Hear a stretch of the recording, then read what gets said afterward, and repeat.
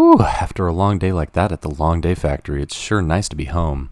Maybe I can just have a chill night tonight and watch a movie. Let's see here. Oh, it's that new Indiana Jones. Never got around to seeing it in theaters, but what the hell. Let's check it out, you guys.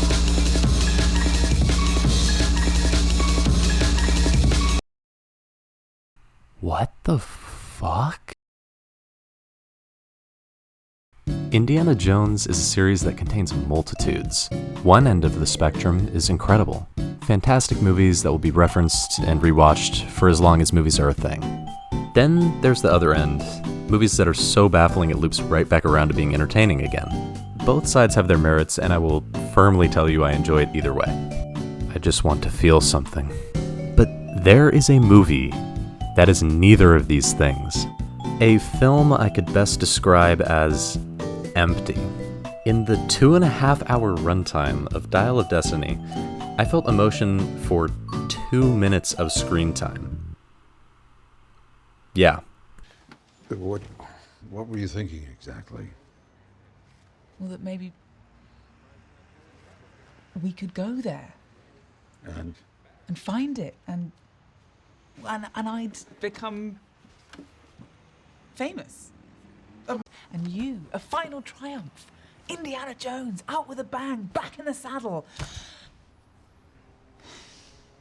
I'm not selling this, am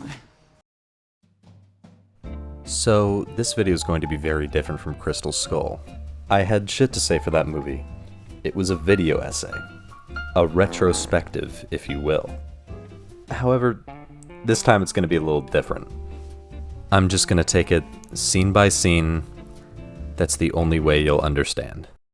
We begin with Indiana and... Oh! Hello, Harrison Ford. He looks so lively and youthful. Let's just take a quick peeky peek at how much this cost. Oh my goodness! My condolences to the VFX crew. You probably had very little time to thug this out, even on this budget. But the tech just isn't really ready yet. Remember Moff Tarkin? Yeah, that looked pretty good, but he was standing still. Something tells me it would have looked a little sketchy if they had him bust it down for a Nebraska dollar. Indy's rolling around, yelling in his old man voice. A bit uncanny. So, Indy is a spy for the US during World War II, okay? Why do they need an archaeologist to do this mission? Who knows? All we know is he has to team up with Toby Shaw to stop Mads Mikkelsen from getting the MacGuffin dial. And yes, Mads Mikkelsen is the best part of this movie, and no, you can't be horny for him. Sorry, the whole Nazi scientist thing is a bit of a red flag.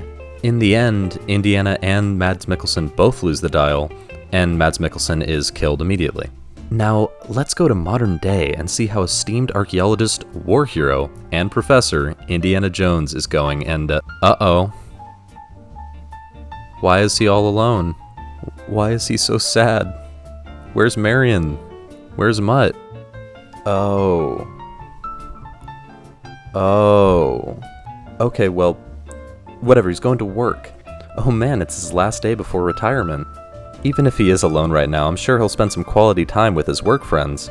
Hopefully his students will give him the send-off he... Oh, nobody cares. Sure, it's the moon day or whatever. This is still kind of fucked up. Why do they have him teaching GE classes? what? But, oh look, his friends gave him a little gift to send him off. Oh, he doesn't care at all. What is he even doing anymore? Just waiting to die? This is just sad. He's like an old dog pissing himself. But oh shit! This is where we're introduced to the other main character. The character that will get the ball rolling on Indiana's adventure. The character that will free him from his depression. And this is actually pretty cute. He gets to connect with someone from his past that he cares about. And she also likes archaeology. And she seems to treat him like an uncle in some way. Maybe this will be his connection to the world again. They do a little exposition about the dial. It's pretty much a time travel thing. Archimedes made it. Yeah. They go back to his office to check it out and Why is the guy from Logan and his goons here to kill this old man? Why are all of his roles killing old men? Well, good thing Indy has Helena to, wait. Helena, what are you doing? We need a... Oh my god. She immediately betrays him. Indy squeezes past, but who are these goons trying to get the dial? It's fucking Mads Mikkelsen, god damn it! We actually see him earlier, but I decided to omit it because I forgot. All we see is him being racist. Where are you from? The Bronx, sir. No, I mean, originally, your people. Do you know?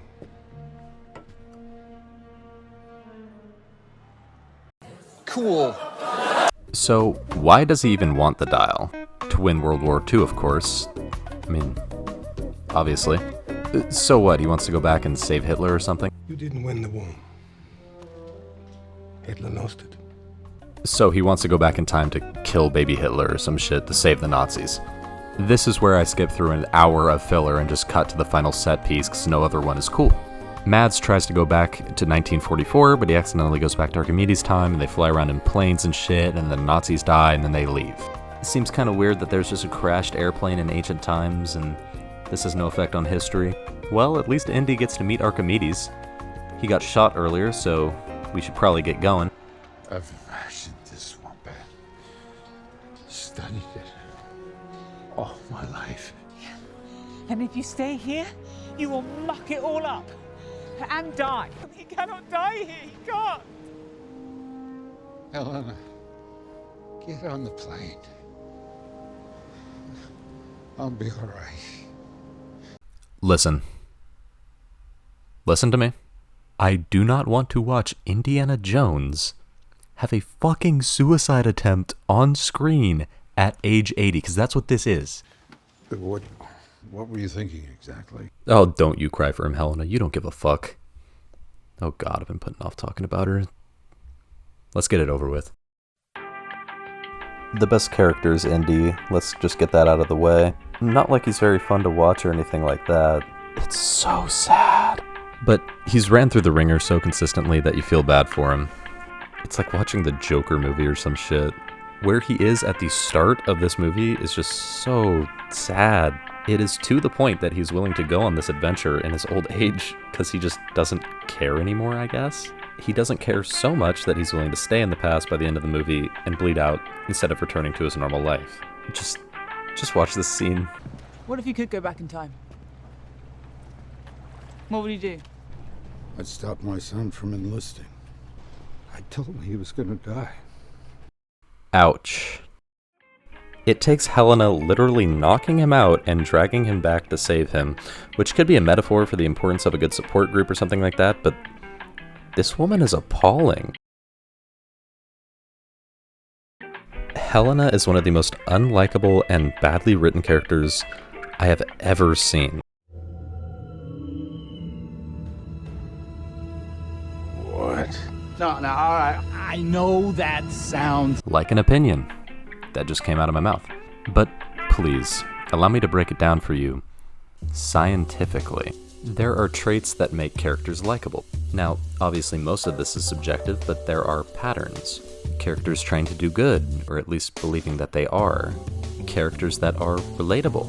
Characters that have been put through so much you can't help but feel for them. Helena lacks all of these.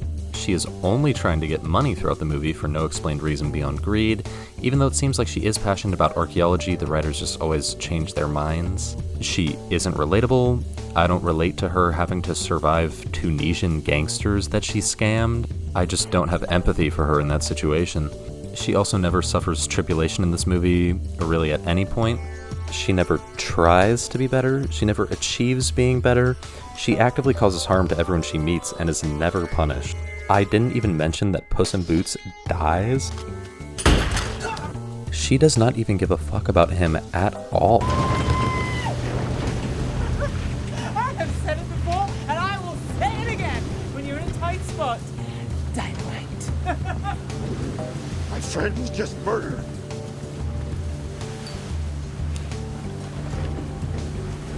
She has a boy sidekick who is nothing, and I don't care. God, let me put it this way. You ever watch a sitcom?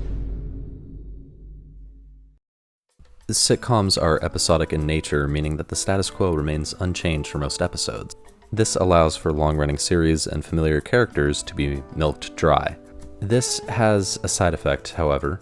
It turns the characters into karma Houdinis, meaning that any decision or action they take will naturally not have major consequences, as this would disrupt the flow of the series. For characters that consistently act in a way that endangers others around them, this makes them hateable because they are never put to justice. They never face consequences. Even though this isn't a sitcom, Helena Shaw acts as a karma Houdini throughout this movie. She never faces any real tribulation. Any conflict is simply a husk made by the writers to show her overcoming it without a scratch. She endangers others in a reckless way, but nothing happens to her. She's just confusing. At one point, all she wants is money. At the other point, she's passionate about archaeology. At one point, she's a student, and at the other, she has some storied past as a criminal. So, like, was all that a lie? 'Cause she is knowledgeable about archaeology, so if she only wanted money, why would she learn that? She doesn't even believe that Dial has intrinsic value, so, like, what the fuck is going on? I'll end this segment with a few notes I took on her as I watched this movie for the first time. She is like if a femme fatale was nothing. She isn't likable at all. She is best described as an idiotic character the likes of Po from Kung Fu Panda, but instead of being likably dumb, she is ridiculously overconfident despite the fact that she is a consistent failure. Her motivations are unclear. She's not charismatic enough to sell a trickster archetype. She is just shitty Mac. She is an asshole. She's worse than Sheldon Cooper. This movie hurt me. Remember when I said there were 2 times I felt things watching this?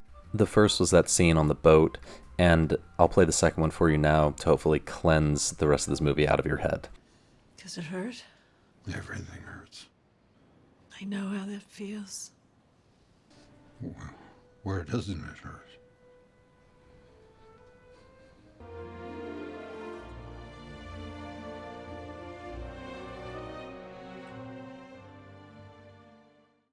Oh, I'm so pissed I didn't even mention that Sala's in this. That's how bad it's gotten. I love Indiana Jones, and it's always going to be a part of my life. Literally. We have the same last name. I am binded to this franchise with my life, and I preferred the stupid-ass Epic Gamer Skull movie to this slog. Real quick, I just wanted to say thanks for the support on the last video. I never really expected this much support on one of these. I'm doing college and other things in life, but I have something planned for the holidays.